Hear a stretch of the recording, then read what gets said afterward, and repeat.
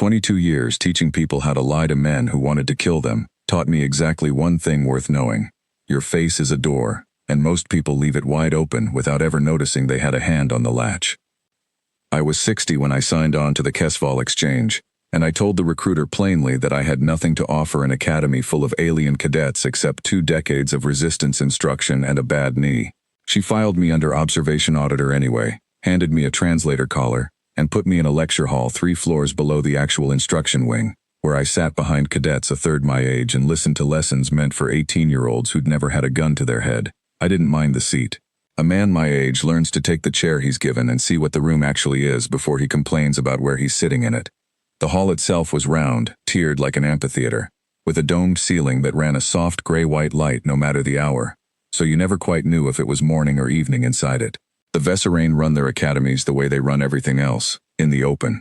Their throat membranes are the color of dishwater until a thought moves through them, and then they pulse. Blue for interest, amber for irritation, a deep bruised violet nobody explained to me the first week and I never asked about again. A veteran cannot lie to your face, because their face lies for nobody. It reports. I watched 2 cadets argue once, quietly, politely, over a shared duty roster, both of them running amber the whole time, and neither one bothered denying it. There wasn't any point. That's what the unity assessment was built to catch, or so recitation warden Thesson Vorak told the room on the first morning, his membrane running a flat civic gray that I came to learn was the color they used when they wanted you to believe they had no opinion at all. Every mind hides something, cadets, he said. The assessment exists to prove it. The ritual itself was almost insultingly simple.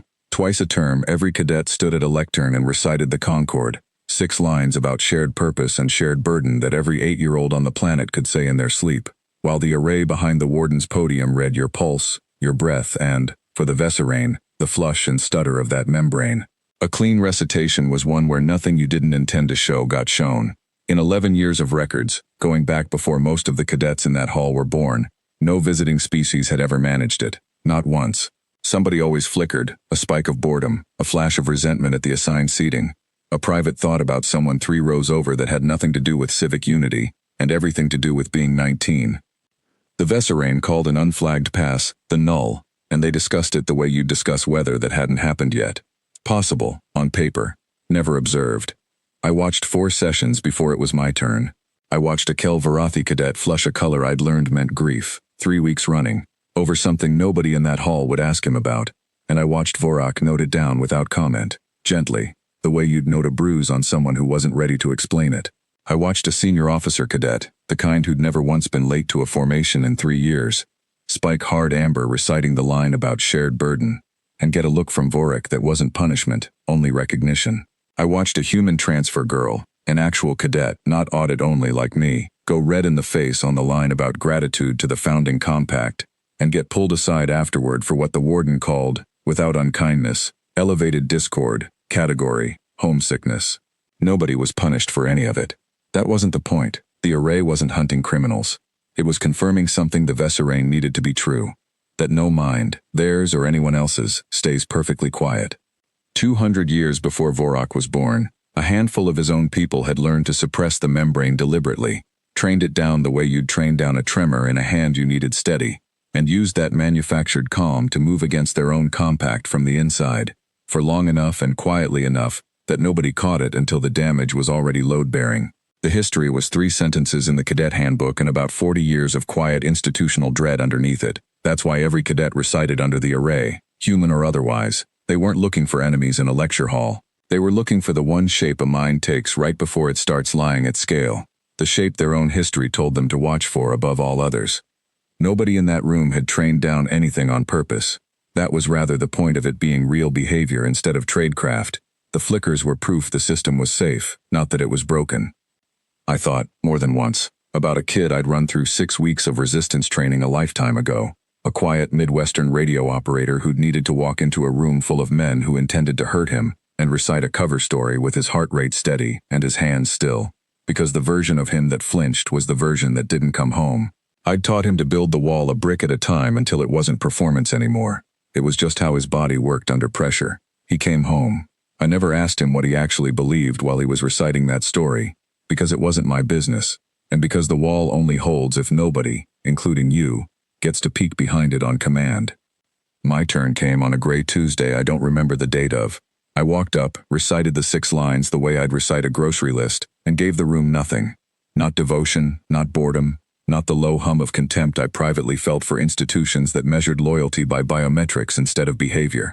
I'd spent 22 years teaching operatives to hold a blank line under men with far worse intentions than a lecture hall proctor, and the habit doesn't retire just because the threat does. You build the wall so the wall is always there. You don't take it down for a classroom, and you don't take it down because the stakes look smaller than they used to be. The array ran the recitation twice, then a third pass, unscheduled.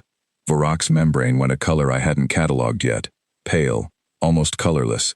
The shade Vesarane apparently reserved for something their biology has no ready response to.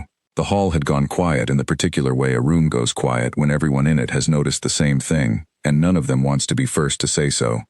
Cadet Cobb. He said it like a question he didn't fully want answered. The instrument reads 0 discord across all 3 passes. That result does not exist in our archive. No, I imagine it doesn't, I said. You understand what a null result implies to us. He wasn't threatening. He sounded, if anything, cautious, the way you'd sound walking up on something in the dark that might be dangerous or might be nothing at all. Historically, the only minds that read this way were the ones that had trained themselves to. I trained myself for a living, I told him, just not for the reason you're worried about. I let that sit exactly as long as it needed to, and no longer. I didn't explain the 22 years, or the operatives I'd sent overseas with nothing but a blank face and a set of lies they had to believe with their whole nervous system to survive telling them. I didn't tell him that a body can be taught to give up nothing at all and still belong, underneath, to someone who believes plenty of things, loudly, in private. That distinction wasn't his to have for free, and I've never given it away cheap, not to interrogators who meant harm, and not to a well-meaning proctor who didn't. Varrock's membrane cycled through 3 more colors before settling back to civic gray. He made a note, I never asked what it said, and called the next cadet. I sat back down in the 3rd row, behind cadets who'd flushed honest colors for honest reasons all morning, and I thought about how strange it was that an entire species built around never having a poker face had constructed, without meaning to, the one room in the galaxy where mine would finally be worth something again. Somewhere behind me, a young Vesarane cadet leaned toward his neighbor and murmured something I didn't catch, and neither of their membranes so much as flickered, because there was nothing in the question worth hiding. Nobody applauded. Nobody was supposed to. The array logged its first true null in 11 years of records, filed it under a category the Vesarane hadn't needed until that Tuesday, and the lecture moved on to the next name on the roster like nothing unusual had happened at all, which, as far as the room was concerned, was exactly correct. I kept my seat in the 3rd row, said the next set of 6 lines when my next turn came around a season later, and gave the room nothing again, because a wall you only build once isn't a wall. It's a lucky afternoon.